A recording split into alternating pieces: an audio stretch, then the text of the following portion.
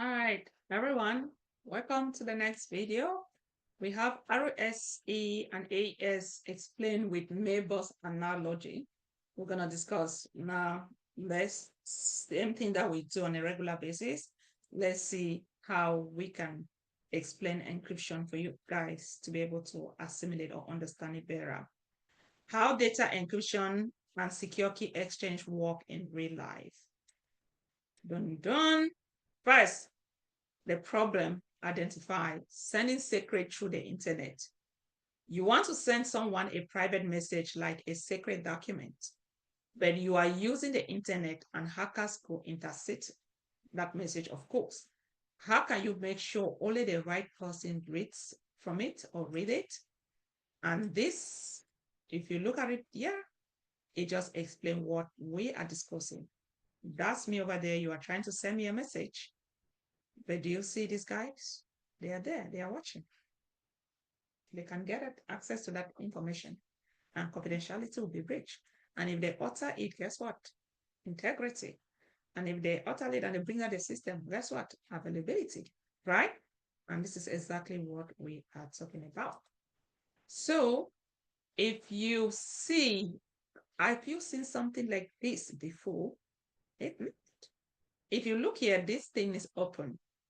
Even if you go to your mailbox, you can send letter out. You guys have an open box that everybody can just drop.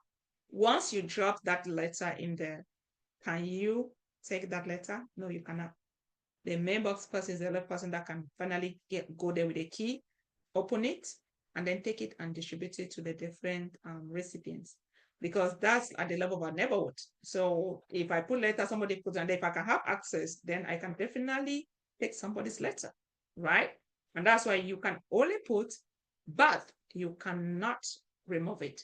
And that's why I say the post office guy will be the one to get it, and then you see your letters will have been delivered, right? But let's say, for example, the mailbox equals to public key. Remember, we said that when it comes to asymmetric, now we start talking of two keys, and we are talking about public key as well as private key. Okay, and I'm using the scenario that you guys can understand and see how it's easy. Now, this box right here actually represent a public key. It's public because guess what? Anyone and everyone can put their letter in there. Anyone can drop it. It is public. It is public. Just like a real mailbox, anyone can drop a letter into it. But once the letter is inside, only the owner with the key can open it. At this point, let's just say it's just the post office person. Only him can open. And when he opens, what happened? He will drive and deliver it, take it, deliver it to use the address of the recipients to be able to deliver their letters, right? This is exactly how RSA public key encryption works. For example, let's say Peter gives everyone in the neighborhood access to his mailbox. Let's just say Peter actually have a student named Peter. So Peter gave that. Everyone can drop it, but only Peter has access to the private key. If you guys can drop it, maybe he's a good person in the neighborhood. Guys, can you please drop a letter? Let me know how I do. Maybe he's a child person in your how they call home, what's neighborhood. Just tell me. Is that good neighbor? Right? Put it in there. Everybody can put it, but the fact that they've dropped their letters, can they retrieve? Can they take letter out of that box? No, they cannot. Because if you see right here, it is locked, but you can definitely slide it. You can put the letter in there. But with the right key, Peter can open this letter. Peter will be able to get it. So that key now is the private key because it's known to Peter and Peter only. Okay? And that is private key. Peter has a mailbox outside the house. If you see, only Peter has a key, that's a private key to open it. And it says that Peter has a mailbox outside his house. The mailbox has a slot on top. Anyone can walk by and drop a letter onto it just as a regular neighborhood mailbox. So go to your mailbox. If you've never sent a letter before, you will see one there. If you want to send me a letter, private pin me, I can send you my address or our company address. You can send me that letter and I'll go and take it, okay? But the mailbox is locked and only Peter has the key to open it, or it could be the post office person, right? Or the post office guy. But what does that mean? You, the sender, don't need a key to put the letter in the mailbox. Do you need a key? No. But once the letter is inside, you can't get it back. Only Peter with his key can open it and read the letter, right? So this is a typical example in a real life. Peter mailbox, you see, in real life in RSA encryption, Peter mailbox represents the public key. You drop in your letter, that's the encrypted message. Once you, because it's saved in that envelope, you drop it, that message is encrypted. I'm going to say shortly. Mailbox is locked, encrypted message is protected. We're going to see that. Only Peter has a key. Peter has his private key to decrypt that data. Anyone can drop a letter. Anyone can use Peter's public key to encrypt the letter. Okay, because that's the mailbox. You use Peter. Peter has a public key because that mailbox belongs to him. And that's why that's a public key. Anybody will use his public key to encrypt, but at the end of the day, he will need his private key to be able to decrypt the letter. But let's see how this works in real life. If you look here, that's Peter. It's open. Put. You all have my public key. But guess what? You guys, once you put it, you cannot take it away. It's encrypted, but I will need my private key to be able to decrypt and read from the letter, right? The secret key in the envelope. Let's see. AES equals to locking the message with a password. Okay? Locking the message with a password. For example, the message is big. So instead of locking the whole thing with RS, which is low, you decide to do it AES. And that's why AES is fast and for very large or big data. So instead for you to use RSA to encrypt a message, it is good, but it will take you to the kingdom come. It is so slow. It's like flying from here to Africa or Australia, an extreme in the world. You know how far Australia is. Fly from here to Australia and come back. It will take you a while just to encrypt it. And that's why I said, rather than going with that, we go with this strong encryption algorithm with AES. When we create it, when we encrypt it, guess what? What are we doing? That key, a password, a secret password has a key that is generated. And then rather than for us to just send it because it's one way, guess what? Yeah, RSA will be able to encrypt just that key because that key is not big, right? It is small. And that's why it was a secure way, but it's efficient when you have to do with very little data. So now you need a safe way to send the password. And that's why I said when you use AES to encrypt the data, it locked the message with the password. That's the AES encryption. Let's see how it works. Say, for example, I have my message jollof rice, Nigerian jollof rice. There's this whole competition. If you are a non-African person here, no, there's a whole competition going on between Nigerian and especially Ghanaian. I don't know if I'm from Cameroon. I think Cameroon too. They also have competition about jollof rice and all those things. So it's just a way of making rice, jollof, but they have their own recipe. But again, I think Cameroon has it best. I'll definitely support what we the Cameroonian jollof rice, right? I don't know, but I'd love to hear what you say. Okay, so my message, jollof rice. I have this message, jollof rice. Guess what? Going through is just a message that as we are dropping in that box, that Peter mailbox, once you drop, that's the password, the AES key that is generated. Because one that is secured, right? It is generated, but remember, it's encrypted, it's generated. But to be able to carry that thing, that's why we have the next guide, that's the RSA. The RSA will encrypt just this password because at that point, remember, I talk of 256 bytes. It's not much. So RSA will quickly, efficiently encrypt this in a secure way and be able to transport it for us. So yeah, AES will need to work with RSA for key exchange to happen and for that information to be decrypted. Because remember, AES is just symmetric. It uses one key to encrypt and decrypt data. Okay.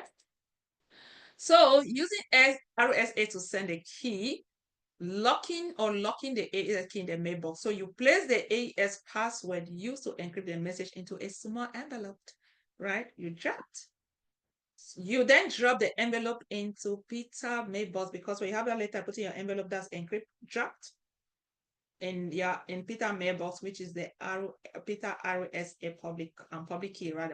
Peter public key, right? So only Peter can unlock the mailbox and get that message, that AES key.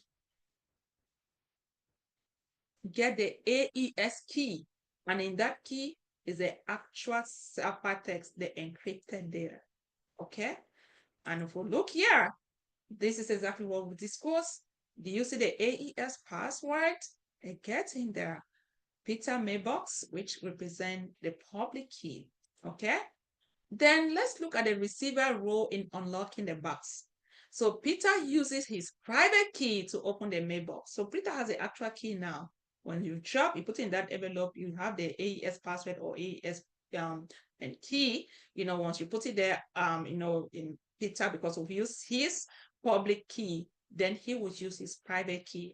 And what he would do, he will open the mailbox. When he opens the mailbox, he retrieves not the actual message, but the AES password. That's a key. Because we've used RSA to be able to encrypt. So you use that to get the to retrieve the password. Then he uses the password to open the original message. Do you see? So by the time he uses his private key, the first thing he will gonna get is the encryption key, because we use it one key that side is being transferred, where he will use the key, or the password, and with that password or that key, then you use it now to decrypt the actual message, and that's where you'll be able to see the message. Do you see how easy this thing is? Say, for example, Peter uses his private key to unlock the envelope and get the AES key. For example, reset goal 1, 2, 3. Then decrypt the jollof rice recipe, right? Do you see? Once he does that, this is a jollof rice. Put it in that envelope. Once you get in there, first, when you put it in that envelope, guess what you're doing? You have already encrypted. That's the encryption key. As you are putting in there, right? You are getting the key using his public key, right? But at this point, now we are talking of AES and RSA. So you get the password, you get the encryption key, and this is his private key. Once it's in there, he will come with his private key. He's open. Each time he opens this thing, you know what? You see that message is still locked. He cannot read directly from that message. And that's why they say the things that he's going to find first is the key, the AES key or the AES password, right? And once he gets the password, he uses that password now to decrypt the message. Hybrid encryption, used to decrypt big data, fast and efficient. Fast AES used to encrypt big data. It's fast and efficient. It requires same key on both ends. While RSA used to encrypt the AES key, very secure but slower, uses a pair of both public and private key that we've covered already. But let's see, when RSA is used with AES, again, this is just continuation. Sender create AES key password to a secret password to encrypt the actual data. For example, AES key equals to that. The sender uses the AES to encrypt the message. The actual message, unlike jollof rice, is now protected and unreadable for sure without the AES key. So once that has been created, what happened then? The sender that uses the RSA, that's a public key, to encrypt the AES key using a recipient public key. You understand? Using the RSA to encrypt the key, but of course, at this point, you are using the recipient public key. The AES password is locked inside an envelope, right? Like what we see, that's a ciphertext, and only the recipient can open it using their private key. But each time when they open the envelope, what's the first thing they're going to do? They'll first of all see the encrypted message, the AES ciphertext, the password or the encryption or the encrypted text, not the actual text, but the encrypted key. Once they get that key, guess what they'll use it now to be able to decrypt the message, right? And that's why it says that the sender send the AES encrypted messages and the RAS encrypted. Do you see? The sender is sending the encrypted message as well as the RAS encrypted AES key, because this RAS actually encrypt the AES key. But what will recipient do? Recipient, they use their RSA private key now to decrypt first, not the actual message, the AES key. This is how they get the secret password. Then they use that decrypted AES key to decrypt the actual message. Guys, this is encryption. Where will you get a training like this? Honestly, I'm not gonna lie to you all. Me being able to put this, it's been so much work. Trying to ask myself so many questions. The why, like that's why, because I have to pause. I just added this, prepare. I was just going through the PowerPoint thing, like, talking about key management and everything. I just wanted to bring this thing live that way you all can see how it even works, right? So yes, the recipient ends up with the AES key. Do you see? Both, but they only get it after using their private RSA key to unlock it. So the client encrypts the message with AES. The recipient uses RSA to unlock the AES key. Then the recipient uses the AES key to decrypt the message. Hope this is clear. And what are the security benefits?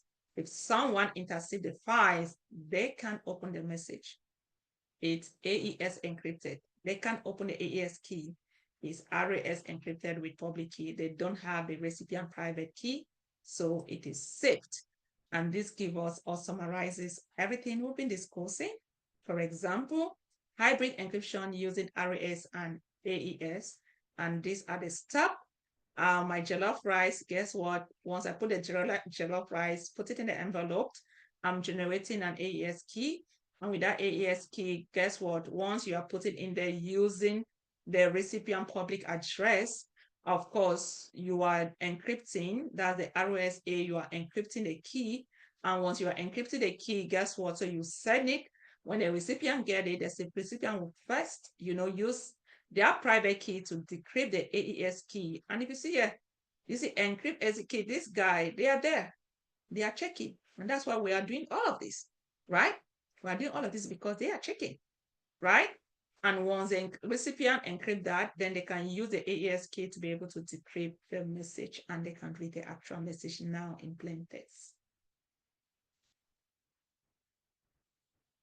So this, I think that video has been a while, so I'm gonna create other videos for this, and I'll see you guys. But I believe you guys, you're able to understand the concept. If you have any question, I'll be more than willing to address it. If there's anything you do not understand, just put in the comment section. You guys know this is a passion for me, and I'll be more than happy to create a video for you. Okay, I'll see you on the next video.